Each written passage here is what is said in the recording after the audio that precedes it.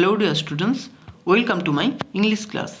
আজকে আমি class 9-এর lesson 4-এর exercise 1 থেকে তোমাদের করাবো।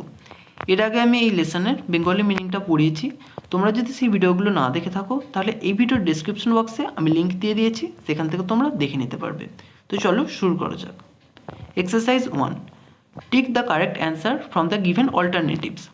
টিক দ্য কারেক্ট অ্যান্সার, সঠিক উত্তরটিতে ঠিক চিহ্ন দাও ফ্রম দ্য গিভেন অল্টারনেটিভস, নিচের দেওয়া বিকল্পগুলির মধ্য থেকে। 1.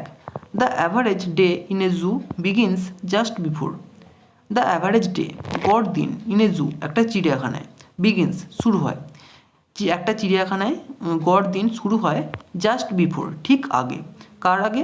প্রথম অপশান আছে ডাস্ক মানে গোধূলি, তারপর আছে ডন মানে ভোর, তারপর আছে আফটারনুন মানে বিকেলবেলা, আর তারপর আছে ইভিনিং মানে সন্ধেবেলা।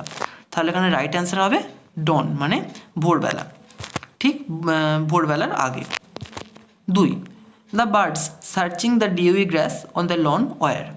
দ্য বার্ডস, পাখিরা, সার্চিং মানে খোঁজ করছে, দ্য ডিউই গ্রাস, শিশির ভেজা ঘাস, অন দ্য লন, লনের ওপর, ওয়ার, ছিল।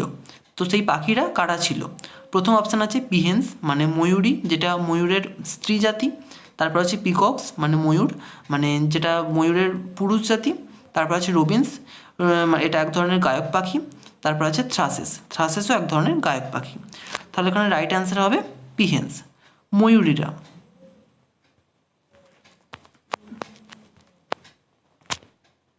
3. Stephen with a broom in his hand was guarding over the. Stephen with a broom, Stephen ঝাঁটা হাতে, ইন হিজ হ্যান্ড তার হাতে একটা ঝাঁটা নিয়ে, ব্রুম মানে ঝাঁটা, ওয়াজ গার্ডিং ওভার দ্য, গার্ড মানে কি পাহারা দেওয়া। স্টিফেন হাতে ঝাঁটা নিয়ে পাহারা দিচ্ছিল। কাকে পাহারা দিচ্ছিল? বিয়ার্স, গরিলা, এপস না আর্মাডিলো। এটা 4 ধরনের প্রাণীর কথা এখানে বলা হয়েছে। তাহলে কাদের পাহারা দিচ্ছিল? এখানে রাইট অ্যান্সার হবে apps. 4. The name of the black syllabus app was. The name মানে কি নাম, of the black syllabus app, black syllabus এপের নাম ওয়াজ ছিল, কি ছিল? এটাম, জেরেমি, মাইক আর স্টিফেন।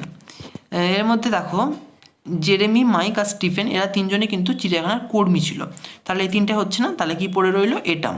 তাহলে এখানে অ্যান্সার হবে এটাম। 5. The reptiles dozed in the temperature of. The reptiles, সরীসৃপরা, ডোজ মানে ঝিমোয়, in the temperature of, temperature মানে কি তাপমাত্রা, কোন তাপমাত্রায় সরীসৃপরা ঝিমোয়? প্রথম আছে 60 ডিগ্রিজ, তারপর 70 ডিগ্রিজ, তারপর 80 ডিগ্রিজ, আর তারপর 90 ডিগ্রিজ। এখানে রাইট অ্যান্সার হবে 80 ডিগ্রিজ, 80 ডিগ্রি তাপমাত্রায়। Exercise 2, answer the following questions within 15 words. Answer the following questions, নিচের প্রশ্নগুলির উত্তর দাও উইদিন 15 ওয়ার্ডস, 15টি শব্দের মধ্যে। 1. How does the sky look as one is awakened by the bird song. How does the sky look, আকাশকে কেমন দেখায়, as, যখন, one is অ্যাওকেন্ড, একজন জেগে ওঠে, বাই দ্য বার্ড সং, পাখিদের গানে। যখন একজন পাখিদের গানে জেগে ওঠে তখন আকাশকে কেমন দেখায়? The sky looks slightly tinged with yellow as one is awakened by the bird song. The sky looks, আকাশকে দেখায়, স্লাইটলি টিংড মানে হালকাভাবে রঞ্জিত, উইথ ইয়েলো, হলুদ রঙে, অ্যাজ, যখন, ওয়ান ইজ অ্যাওকেন্ড, একজন জেগে ওঠে, বাই দ্য বার্ড সং, পাখির ডাকে বা পাখির গানে। 2. How do the parrots and parakeets salute the people. How do the parrots and parakeets salute, কীভাবে তোতা পাখি এবং প্যারাকিট পাখিগুলো স্যালিউট মানে অভিবাদন জানায় দ্য পিপল, লোকেদের। কীভাবে তোতা পাখি এবং প্যারাকিট পাখিগুলো লোকেদের অভিবাদন জানায়? The parrots and parakeets salute the people with a cacophony of sounds. The parrots and parakeets, তোতা পাখি এবং প্যারাকিট পাখিরা স্যালিউট দ্য পিপল, লোকেদের অভিবাদন জানায়, with a cacophony of sounds, একটা কর্কশ শব্দে। 3. What do all the animals do at the start of a new day. What do all the animals do, সমস্ত প্রাণীরা কী করে, at the start of a new day, একটা দিন, নতুন দিনের শুরুতে, একটা নতুন দিনের শুরুতে সমস্ত প্রাণীরা কী করে?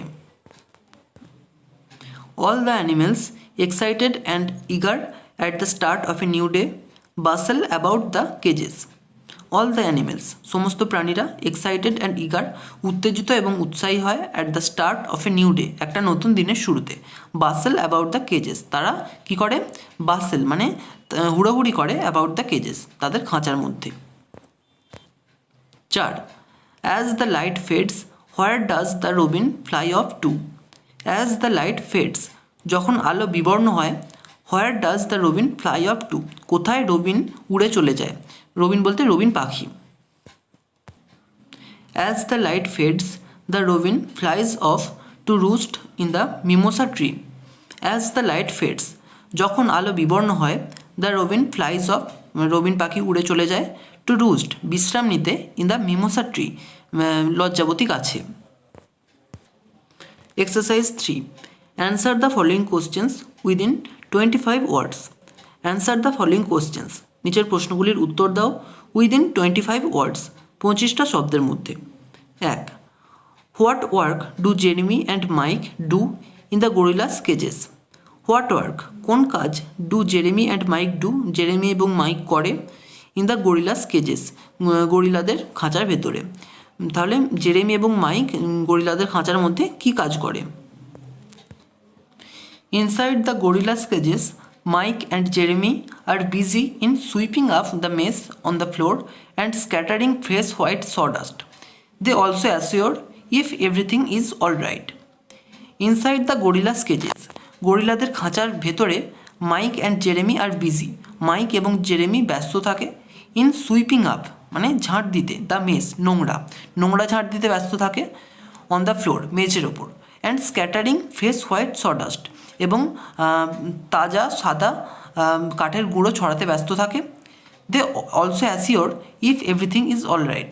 দে অলসো অ্যাসিওর, তারা আরও নিশ্চিত করে, ইফ এভরিথিং ইজ অলরাইট, সব কিছু ঠিক আছে কি না। 2. Describe the state of the frogs and snakes in the reptile house.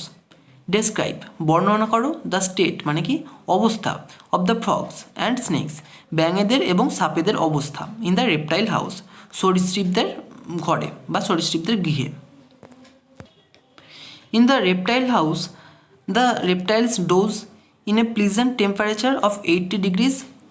Snakes look calmly with lidless eyes and frogs make gulping sounds. In the reptile house সরীসৃপদের গৃহে the reptiles doze সরীসৃপরা ঝিমোয়, in a pleasant temperature of 80 degrees 80 degree তাপমাত্রার একটা মনোরম তাপমাত্রায়। Snake's look কামলি sapera শান্তভাবে তাকায়, উইথ লিডলেস আইস পাতাহীন চোখে, and frogs make gulping sounds এবং ব্যাঙেরা গিলে খাওয়ার মতো শব্দ তৈরি করে। 3. What would one see and hear while lying in bed at night. What would one see, একজন কী দেখবে, অ্যান্ড হিয়ার এবং কী শুনবে, হোয়াইল লাইং ইন বেড যখন বিছানায় শুয়ে থাকবে, অ্যাট নাইট রাত্রিবেলা, যখন একজন রাত্রিবেলা বিছানায় শুয়ে থাকবে তখন সে কী দেখবে আর কী শুনবে। While lying in bed at night one would see through the window the moon separating itself from the shadow of the trees. He would also hear the lion's cough. While lying in bed যখন বিছানায় শুয়ে থাকবে, at night রাত্রিবেলা, one would see একজন দেখবে, through the window জানালার মধ্য দিয়ে, দ্য মুন চাঁদকে, সেপারেটিং ইটসেলফ সে নিজেকে পৃথক করে নিচ্ছে, from the shadow of the trees গাছেদের ছায়া থেকে। হি উড অলসো হিয়ার সে আরও শুনবে, দ্য লায়ন্স কাফ সিংহের কাশি। Exercise 4. Classify the underlined adverbs according to their functions in the chart given below. Classify the underlined adverbs. নিচের দাগ দেওয়া অ্যাডভার্বগুলিকে শ্রেণীবিভক্ত করো, অ্যাকর্ডিং টু দেয়ার ফাংশনস তাদের কাজ অনুযায়ী, in the chart given below নিচের দেওয়া তালিকাটিতে। অর্থাৎ এখানে দেখো কয়েকটা সেন্টেন্স আছে, তার মধ্যে কয়েকটা অ্যাডভার্বের নিচে আন্ডারলাইন করা আছে, সেগুলো কোন ধরনের অ্যাডভার্ব সেটা আমাদের নিচের এই যে তালিকাটি আছে সেখানে লিখতে হবে। তো এখানে দেখো 4 ধরনের অ্যাডভার্বের কথা বলা আছে। প্রথমে আছে ম্যানার মানে ধরন, তারপর আছে টাইম মানে সময়, তারপর আছে প্লেস মানে স্থান, আর তারপর আছে ফ্রিকোয়েন্সি মানে পুনরাবৃত্তি। তাহলে প্রথমে আগে জেনে নিতে হবে অ্যাডভার্ব কি। যে ওয়ার্ড কোনো ভার্ব অ্যাডজেক্টিভ অথবা অন্য কোনো অ্যাডভার্বের দোষ গুণ অবস্থা ইত্যাদি প্রকাশ করে, তাকে বলা হয় অ্যাডভার্ব।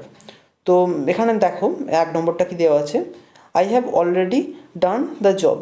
এখানে অলরেডি নিচে দাগ দেওয়া আছে, অলরেডি একটা অ্যাডভার্ব। তো অলরেডি মানে কি, ইতিমধ্যেই। ইতিমধ্যে মানে একটা সময় বোঝাচ্ছে, তাহলে এটা হবে অ্যাডভার্ব অফ টাইম, এটা টাইমের ঘরে হবে। তারপর B, Bappa can go anywhere for his work. Anywhere মানে যে কোনো জায়গায়, যে কোনো জায়গা মানে কি একটা জায়গা বোঝাচ্ছে, একটা স্থান বোঝাচ্ছে, তাহলে এটা হবে অ্যাডভার্ব অফ প্লেস, এটা প্লেসের ঘরে হবে। তারপর Puja often comes to my place. Often, often মানে প্রায়শই। প্রায়শই মানে কি একটা বারবার ঘটছে কাজটা, এটা পুনরাবৃত্তি হচ্ছে, তাহলে এটা হবে অ্যাডভার্ব অফ ফ্রিকোয়েন্সি। তারপর নার্গিস সিংস সুইটলি। সুইটলি মানে কি মধুরভাবে, তাহলে একটা কাজের ধরন বোঝাচ্ছে, তাহলে এটা হবে ম্যানারের ঘরে, adverb of manner. Exercise 5, underline the clauses in the following sentences and state what kind of clauses they are. Underline নিচে দাগ দাও দ্য ক্লজেস, ক্লজগুলির নিচে, ইন দ্য ফলোয়িং সেন্টেন্সেস নিচের বাক্যগুলিতে, অ্যান্ড স্টেট এবং বর্ণনা করো what kind of clauses they আর, তারা কোন ধরনের ক্লজ। প্রথমে আগে বলি ক্লজ কি। ক্লজের বাংলা হলো বাক্যাংশ। একটা বড় সেন্টেন্সের মধ্যে একটা ছোট অংশ হলো ক্লজ। ক্লজ মূলত দু ধরনের হয়, একটা হলো প্রিন্সিপাল ক্লজ বা মেন ক্লজ, আর একটা হলো সাবঅর্ডিনেট ক্লজ।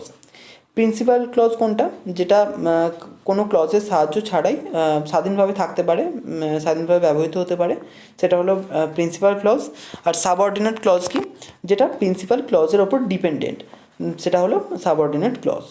তো এরটা দেখো কি বলছে, as he was not there I spoke to his brother. As he was not there, যেহেতু সে সেখানে ছিল না, I spoke to his brother, আমি তার ভাইয়ের সঙ্গে কথা বলেছিলাম। তো এখানে দেখো I spoke to his brother, এইটা হলো প্রিন্সিপাল ক্লজ, কারণ I spoke to his brother এটা একটা মানে দাঁড়াচ্ছে দেখো, কিন্তু as he was not there, যেহেতু সে সেখানে ছিল না, এটা একটা ইনকমপ্লিট মনে হচ্ছে, তো এটা হলো সাবঅর্ডিনেট ক্লজ। এটা প্রিন্সিপাল ক্লজ ছাড়া কিন্তু হতে পারে না, মানে এটা প্রিন্সিপাল ক্লজের ওপর ডিপেন্ডেন্ট, তো সেই কারণে এটা হলো সাবঅর্ডিনেট ক্লজ। এবার দেখো, এবার সাবঅর্ডিনেট ক্লজ 3 রকমের হয়, একটা হলো নাউন ক্লজ, একটা অ্যাডজেক্টিভ ক্লজ, আর একটা অ্যাডভার্ব ক্লজ। তো এই তিনটের মধ্যে এটা কোন ক্লজ, তো as he was not there, যেহেতু সে সেখানে ছিল না, I spoke to his brother, আমি তার ভাইয়ের সঙ্গে কথা বলেছিলাম। তাহলে যেহেতু সে সেখানে ছিল না, তাই আমি তার ভাইয়ের সঙ্গে কথা বলেছিলাম, এখানে একটা কারণ ফলের ব্যাপার চলে আসছে, তো কারণ ফলের ব্যাপার চলে এলেই এটা হয়ে যাবে adverb clause. B, the house where Nazrul was born is in Churulia. দেখো দ্য হাউস বাড়িটা, হোয়ার নজরুল ওয়াজ বর্ন যেখানে নজরুল জন্মেছিল, ইজ ইন চুরুলিয়া সেটা চুরুলিয়ায় আছে। তাহলে এখানে the house is in Churulia এটা হলো প্রিন্সিপাল ক্লজ, আর হোয়ার নজরুল ওয়াজ বর্ন এটা হলো সাবঅর্ডিনেট ক্লজ। তাহলে এখানে দেখো, এখানে যে হোয়ার যেটা আছে সেটা হলো অ্যাডভার্ব। তো হোয়ারটা কাকে বোঝাচ্ছে এখানে, বা কাকে মডিফাই করছে এখানে, চুরুলিয়াকে বোঝাচ্ছে। কোথায় না চুরুলিয়ায়, তাহলে এটা অ্যাডভার্ব, এটা চুরুলিয়াকে বোঝাচ্ছে, তাহলে এটা হলো adverb clause. She said that she would return soon. She said, সে বলেছিল, দ্যাট যে, সি উড রিটার্ন সুন, সে শীঘ্রই ফিরবে। তো এখানে দেখো সি সেড, সে বলেছিল, এটা একটা ক্লজ, আর that she would return soon, যে সে শীঘ্রই ফিরবে। এখানে সি সেডটা প্রিন্সিপাল ক্লজ, আর that she would return soon এটা সাবঅর্ডিনেট ক্লজ। তো সে বলেছিল, কি বলেছিল, যে সে শীঘ্রই ফিরবে। এখানে দেখো that she would return soon এটা কিন্তু এই সেড ভার্বটির অবজেক্ট হিসেবে কাজ করছে।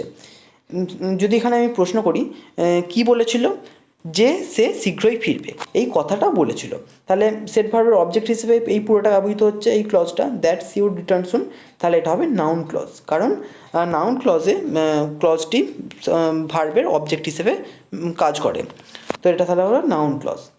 D, have you read the book which you borrowed from me. Have you read the book, তুমি কি বইটা পড়েছো, which you borrowed from me, যেটা তুমি আমার থেকে ধার করেছিলে। তো এখানে দেখো have you read the book এটা একটা, আর which you borrowed from me যেটা তুমি আমার কাছ থেকে ধার করেছিলে। তাহলে have you read the book একটা ক্লজ, আর which you borrowed from me, তাহলে which you borrowed from me এটা হলো সাবঅর্ডিনেট ক্লজ, আর have you read the book এটা হলো প্রিন্সিপাল ক্লজ। তাহলে এর মধ্যে দেখো এই যে হুইচ আছে, হুইচটা কিন্তু একটা প্রোনাউন, এটা একটা রিলেটিভ প্রোনাউন। তো হুইচটার কার সঙ্গে সম্পর্ক? দ্য বুকের সঙ্গে সম্পর্ক। হুইচের সম্পর্ক দ্য বুকের সঙ্গে। তাহলে রিলেটিভ প্রোনাউনের সঙ্গে যে নাউনটার সম্পর্ক, সেই নাউনটা যদি রিলেটিভ প্রোনাউনের ঠিক আগেটায় বসে তাহলে সেটা হয় অ্যাডজেক্টিভ ক্লজ। তাহলে এখানে দেখো রিলেটিভ প্রোনাউন হুইচ আর তার আগেই দ্য বুক আছে, তাহলে এটা হবে অ্যাডজেক্টিভ ক্লজ। তাহলে আজ এখানেই শেষ করছি, নেক্সট ভিডিওতে বাকি অ্যাক্টিভিটিগুলো নিয়ে আলোচনা করব। তো এই ভিডিওটা তোমাদের কেমন লাগলো আমাকে কমেন্ট করে জানিও, যদি ভালো লেগে থাকে একটা লাইক করো, আর অবশ্যই চ্যানেলটিকে সাবস্ক্রাইব করে বেল আইকনটিকে অল করে রেখো, যাতে আমাদের আগামী সমস্ত ভিডিওর নোটিফিকেশানগুলো তোমরা পেতে পারো। Thank you.